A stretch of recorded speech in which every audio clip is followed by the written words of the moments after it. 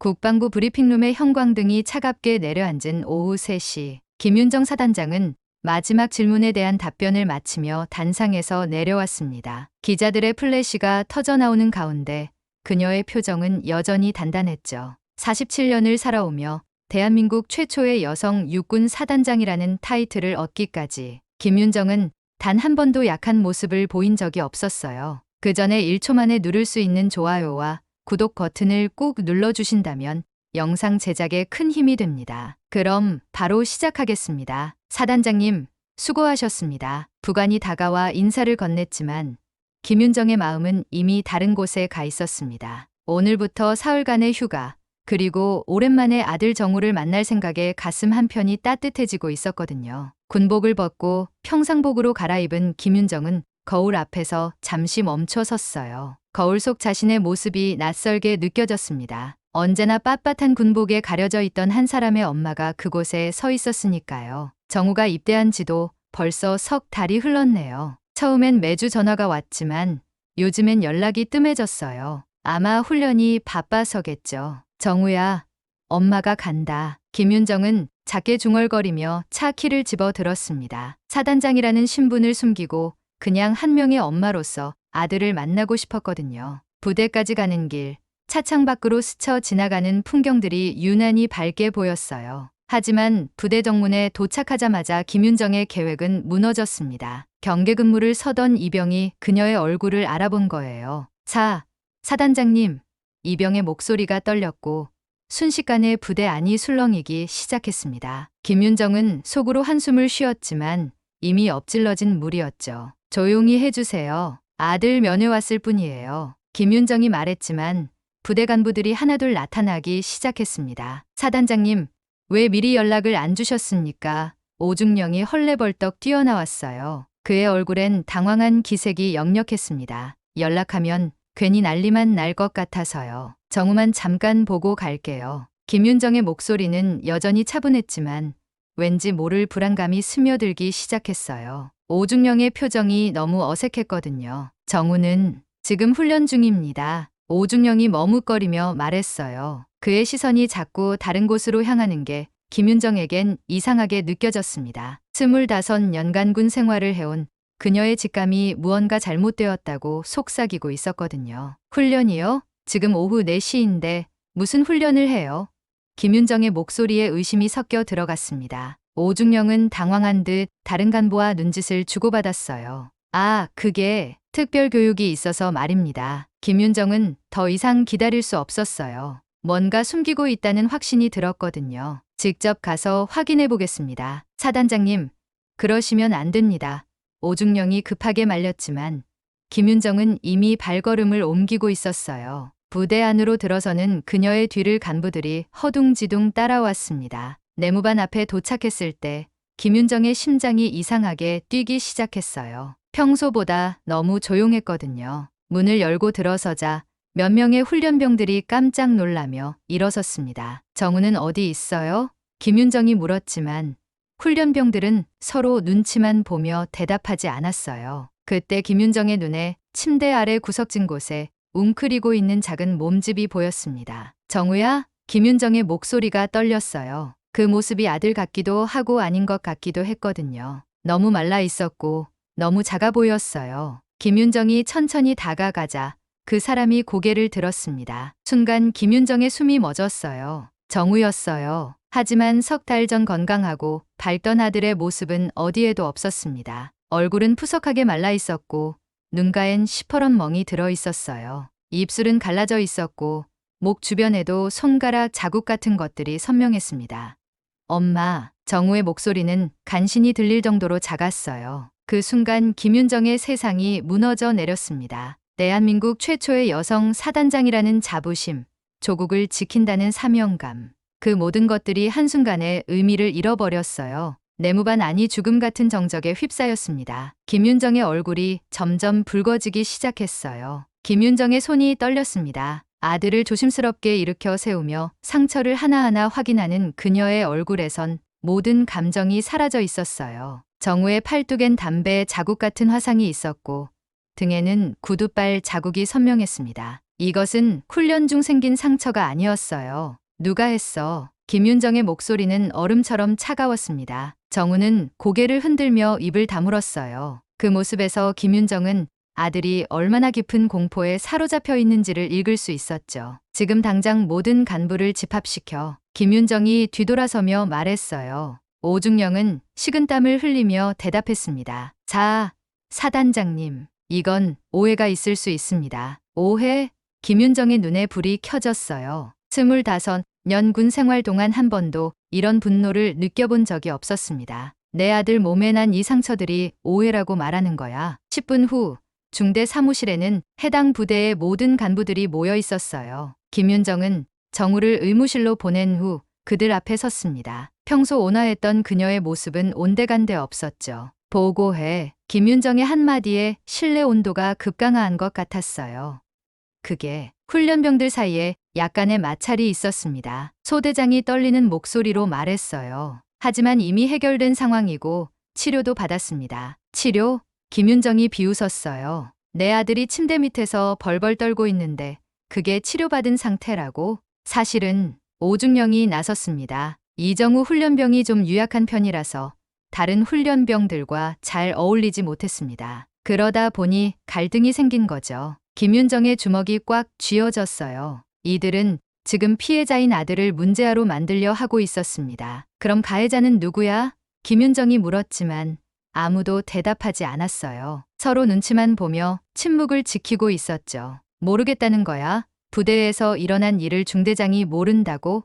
김윤정의 목소리가 점점 높아졌습니다. 아니면 알면서도 숨기고 있는 거야? 그때 누군가가 문을 두드렸어요. 헌병대장이 들어왔습니다. 사단장님, 육참 총장님께서 연락 오셨습니다. 헌병대장의 표정이 심각했어요. 이 문제를 조용히 처리하라고 하셨습니다. 김윤정은 그 순간 모든 것을 깨달았어요. 이들은 이미 사건을 덮으려 하고 있었습니다. 조직적으로, 체계적으로 말이죠. 조용히 처리하라고.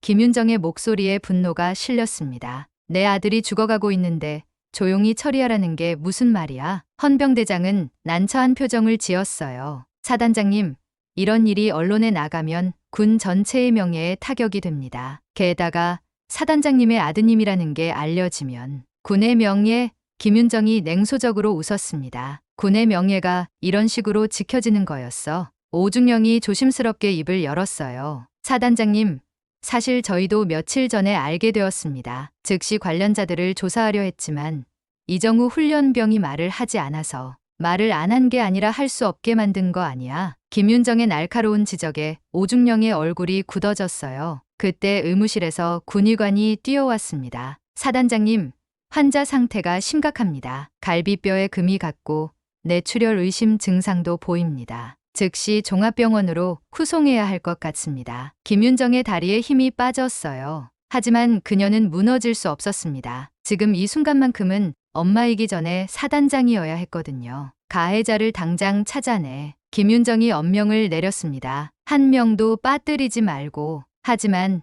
증거가 부족합니다. 소대장이 변명했어요. 다른 훈련병들도 입을 다물고 있고. 입을 다물고 있는 게 아니라 다물게 만든 거지. 김윤정은 이미 모든 것을 꿰뚫고 있었어요. 협박했구나. 아니면 회유했거나. 그 순간 내무반에서 한 명의 훈련병이 비틀거리며 나타났습니다. 말년 병장이었어요. 그의 얼굴은 창백했고 손이 부들부들 떨리고 있었습니다. 저기요. 그가 떨리는 목소리로 말했어요. 말씀드릴 게 있습니다. 오중령이 급하게 말렸습니다. 야, 김 병장. 지금 뭐 하는 거야? 하지만 김 병장은 김윤정을 똑바로 바라보며 말했어요. 박상병이 했습니다. 박상병이 이정우를 괴롭혔어요.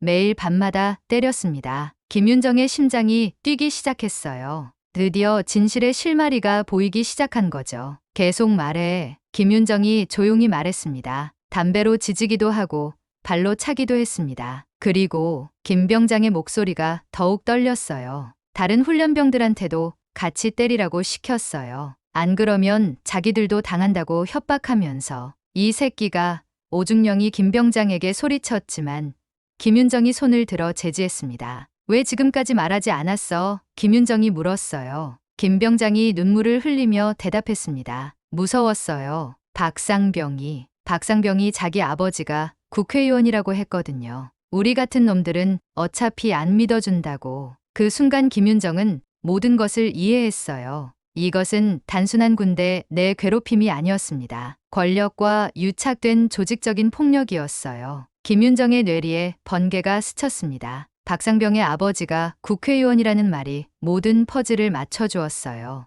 왜 이렇게 조직적으로 사건을 덮으려 하는지, 왜 육참 총장까지 나서서 조용히 처리하라고 하는지 이제야 이해가 되었거든요. 박상병을 당장 불러와. 김윤정이 명령했지만 오중령은 머뭇거렸습니다. 사단장님, 박상병은 지금 외박 중입니다. 외박? 김윤정의 목소리에 의심이 담겼어요. 이런 상황에 외박을 내준 거야? 오중령의 얼굴이 더욱 굳어졌습니다. 그게 어제 갑자기 가족상 때문에 급하게 나갔습니다. 김윤정은 그 순간 모든 것이 계획된 것임을 깨달았어요. 박상병을 미리 피신시키고 증거를 인멸하려는 치밀한 계획 말이죠. 그때 김윤정의 휴대폰이 울렸습니다. 육참 총장이었어요. 김 사단장, 지금 어디서 뭘 하고 있는 건가? 육참 총장의 목소리는 차갑게 식어 있었어요. 제 아들이 부대에서 가혹행위를 당했습니다. 사실 확인 중입니다. 사실 확인은 충분히 했을 거야. 이제 그만 정리하고 들어와. 정리요? 김윤정의 목소리가 올라갔습니다. 제 아들이 죽을 뻔했는데 정리하라고요? 김 사단장. 육참 총장의 목소리에 경고가 담겼어요. 자네 입장을 생각해봐. 지휘관으로서의 책임도 있지 않나? 김윤정은 그 순간 모든 것을 이해했어요. 이들은 오히려 그녀에게 지휘 책임을 묻겠다는 거였습니다. 피해자인 아들을 둔 어미를 가해자로 만들려는 거였죠. 지휘 책임이요? 김윤정이 냉소적으로 웃었습니다. 그럼 지금까지 이런 일을 묵인해온 분들은 어떤 책임을 지실 건가요? 전화 너머로 한동안 침묵이 흘렀어요. 그리고 육참 총장이 다시 입을 열었습니다. 김 사단장, 사표를 쓰는 게 좋을 거야. 조용히 물러나면 아무도 문제 삼지 않을 거야. 그 순간 김윤정의 손에 쥐어진 사표 용지가 구겨졌어요. 헌병대장이 미리 준비해온 것이었습니다. 모든 것이 계획된 각본이었던 거죠. 사표를 쓰라고요? 김윤정의 목소리가 떨렸습니다. 제가 무슨 잘못을 했다고 사표를 써야 하는 거죠? 지휘관은 모든 책임을 져야 하는 거야. 그게 군인의 도리 아닌가? 김윤정은 구겨진 사표를 바라보았어요. 25년간 쌓아온 모든 것이 한순간에 무너져 내리는 순간이었습니다. 하지만 그녀는 그 사표를 바닥에 던져버렸어요. 아니요. 김윤정의 목소리는 확고했습니다. 저는 사표를 쓰지 않겠습니다. 그리고 그녀가 실내를 둘러보며 말했어요. 저는 사단장이기 전에 엄마입니다. 오중령과 헌병대장의 얼굴이 창백해졌어요. 김윤정이 순순히 물러날 거라는 그들의 계산이 완전히 빗나간 거였죠. 그럼 어떻게 하시겠다는 겁니까? 오중령이 떨리는 목소리로 물었어요. 김윤정의 눈빛이 차갑게 변했습니다. 전쟁을 하겠어요. 김윤정은 그날 밤 잠을 이루지 못했습니다. 병원 중환자실에서 링거를 맡고 있는 정우를 바라보며 그녀는 평생 내려온 결정 중 가장 중요한 선택을 앞두고 있었어요. 정우의 호흡기 소리만이 적막한 병실을 가득 채우고 있었죠. 엄마, 정우가 가늘게 눈을 떴습니다. 미안해요. 무슨 소리야? 내가 왜 미안해해? 김윤정의 목소리가 떨렸어요. 엄마가 사단장인 거 말하지 않아서요. 말했으면 이런 일 없었을 텐데. 김윤정의 가슴이 찢어질 것 같았어요. 아들이 자신을 보호하려고 엄마의 신분을 숨겼다는 사실이 더욱 고통스러웠거든요. 정우야, 엄마가 끝까지 싸울게. 반드시 저들을 벌주겠어. 김윤정이 아들의 손을 꽉 잡으며 말했습니다. 다음날 아침, 김윤정은 기자회견장에 섰어요. 전국의 언론사 기자들이 몰려들었습니다. 사전에 연락을 받은 다른 피해 가족들도 함께 자리했죠. 안녕하십니까? 김윤정 사단장입니다. 김윤정의 목소리는 확고했어요. 오늘 이 자리에 선 이유는 단 하나입니다. 진실을 밝히기 위해서죠. 기자들의 카메라가 일제히 그녀에게 집중되었어요. 제 아들이 군 복무 중 조직적인 가혹행위를 당했습니다. 하지만 해당 부대는 물론이고 군 수뇌부까지 이 사실을 은폐하려 하고 있습니다. 기자회견장이 술렁이기 시작했어요. 사단장이 직접 군을 고발하는 전례 없는 일이었거든요. 더욱 충격적인 것은 가해자가 국회의원의 아들이라는 이유로 특별 대우를 받고 있다는 사실입니다. 김윤정의 폭탄 발언에 기자들이 웅성거렸어요. 그때 한 기자가 손을 들었습니다. 사단장님께서 직접 이런 발언을 하시는 게 적절한가요? 군기강에 문제가 되지 않을까요? 김윤정이 그 기자를 똑바로 바라보며 대답했어요. 군기강요? 부하를 보호하지 못하는 지휘관에게 무슨 기강을 말하는 거죠? 그렇다면 구체적으로 어떤 조치를 요구하십니까? 다른 기자가 물었어요. 전군 군법회의를 요청합니다. 김윤정의 선언에 기자회견장이 조용해졌어요. 모든 관련자들을 군법에 따라 처벌하고 이런 일이 다시는 일어나지 않도록 군 전체의 시스템을 바꿔야 합니다. 기자회견이 끝난 후 김윤정의 휴대폰이 쉴 새 없이 울려댔어요. 육참 총장, 국방부 장관, 심지어 청와대에서까지 연락이 왔습니다. 모두 기자회견 철회를 요구하는 내용이었죠. 하지만 김윤정은 전화를 받지 않았어요. 대신 변호사와 함께 군법회의 신청서를 작성했습니다. 사단장님, 정말 이렇게 하시겠습니까? 변호사가 걱정스러운 표정으로 물었어요. 군 전체를 적으로 돌리는 일입니다. 김윤정이 창밖을 바라보며 대답했어요. 이미 저는 그들에게 적이었어요. 제가 여자이고 제 아들이 피해자라는 이유만으로 말이죠. 그날 저녁 뉴스에서 김윤정의 기자회견이 톱뉴스로 다뤄졌습니다. 국민들의 반응은 뜨거웠어요. 온라인 커뮤니티와 소셜미디어에서는 김윤정을 지지하는 목소리가 쏟아져 나왔죠. 하지만 김윤정은 알고 있었어요. 진짜 싸움은 이제부터 시작이라는 걸 말이에요. 전군 군법회의가 열리는 날, 대법원 대강당은 전례 없는 긴장감에 휩싸였습니다. 전국의 모든 방송사가 생중계를 준비했고 법정 밖에는 수백 명의 시민들이 몰려들어 있었어요. 김윤정을 지지하는 플래카드와 군 개혁을 요구하는 구호가 곳곳에서 터져 나왔죠. 김윤정은 증인석에 앉아 있었습니다. 그녀의 맞은편에는 오중영, 헌병대장, 그리고 뒤늦게 체포된 박상병이 나란히 앉아 있었어요. 박상병의 아버지인 박 국회의원도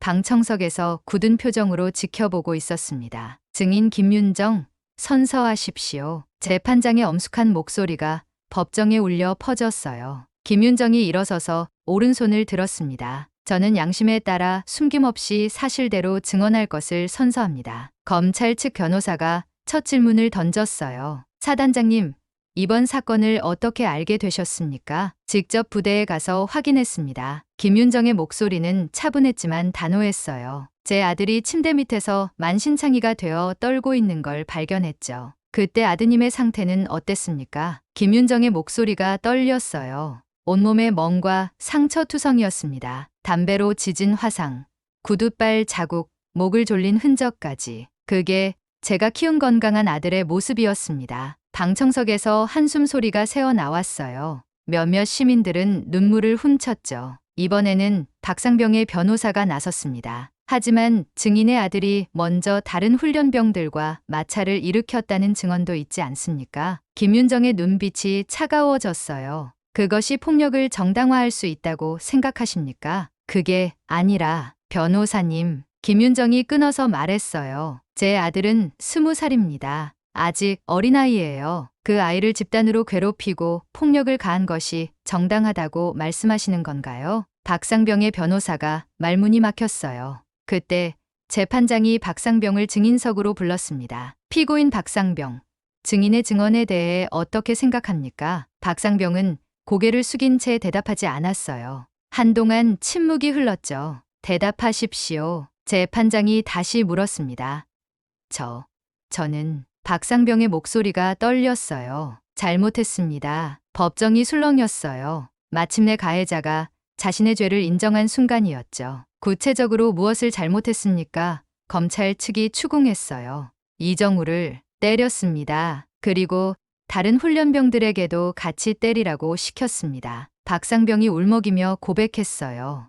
제가 괴물이었습니다. 그 순간 김윤정이 일어섰어요. 모든 사람의 시선이 그녀에게 집중되었습니다. 재판장님, 마지막으로 한 말씀 드리겠습니다. 김윤정의 목소리가 법정 전체에 울려 퍼졌어요. 이 부대는 제 아들을 죽였습니다. 육체적으로는 살아있지만 정신적으로는 죽여버렸어요. 그리고 그것을 덮으려 한 모든 사람들이 공범입니다. 김윤정의 눈에서 눈물이 흘러내렸지만 그녀의 목소리는 더욱 강해졌어요. 저는 묻고 싶습니다. 이런 곳이 과연 군입니까? 약한 자를 보호하는 게 아니라 짓밟는 곳이 군입니까? 만약 그렇다면 저는 그런 군복을 더 이상 입을 수 없습니다. 법정이 고요해졌어요. 김윤정의 마지막 말이 모든 사람의 가슴에 깊이 박혔죠. 재판장이 최후 변론을 마치고 선고를 준비한다고 발표했을 때 김윤정은 알고 있었어요. 이제 정말로 모든 것이 끝나간다는 걸 말이에요. 선고일 아침,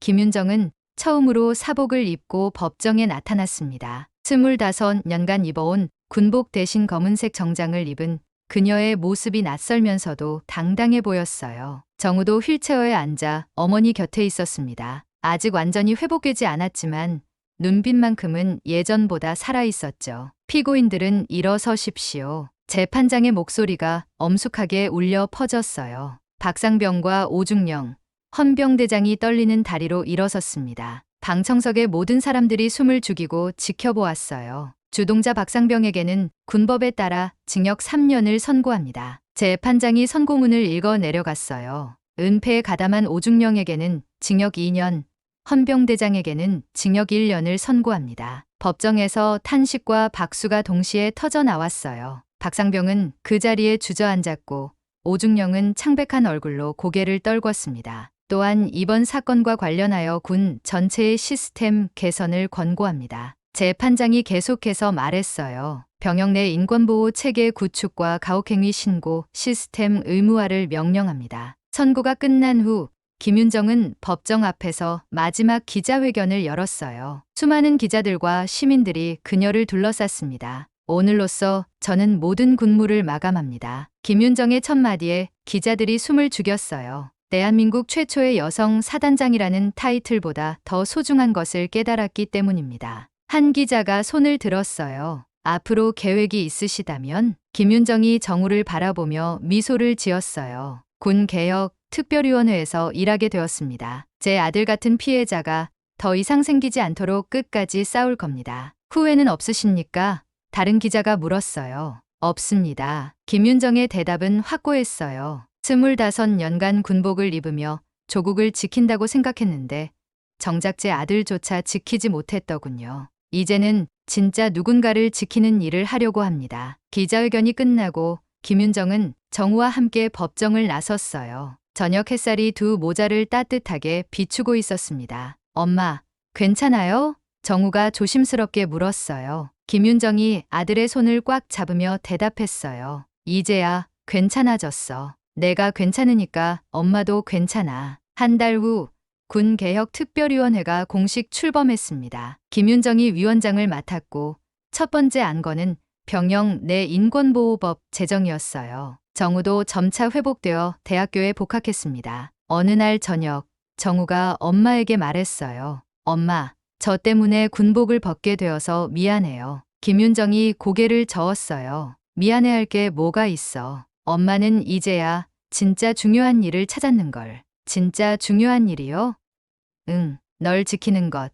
그리고 다른 누군가의 소중한 아들, 딸들을 지키는 것. 김윤정이 환하게 웃으며 말했어요. 그게 엄마가 할 수 있는 가장 값진 일이야. 창밖으로 보이는 밤하늘에 별들이 반짝이고 있었어요. 김윤정은 처음으로 마음이 편안했습니다. 계급장은 내려놓았지만 진정한 사명을 찾았기 때문이었죠. 이제 그녀의 전쟁은 끝나지 않을 것이었습니다. 하지만 이번에는 올바른 전쟁이었어요. 오늘 사연은 여기까지입니다. 재미있게 들으셨나요? 여러분의 구독과 좋아요는 영상 제작에 아주 큰 힘이 됩니다. 긴 영상 시청해 주셔서 감사드리고 다음 영상에서 다시 만나요.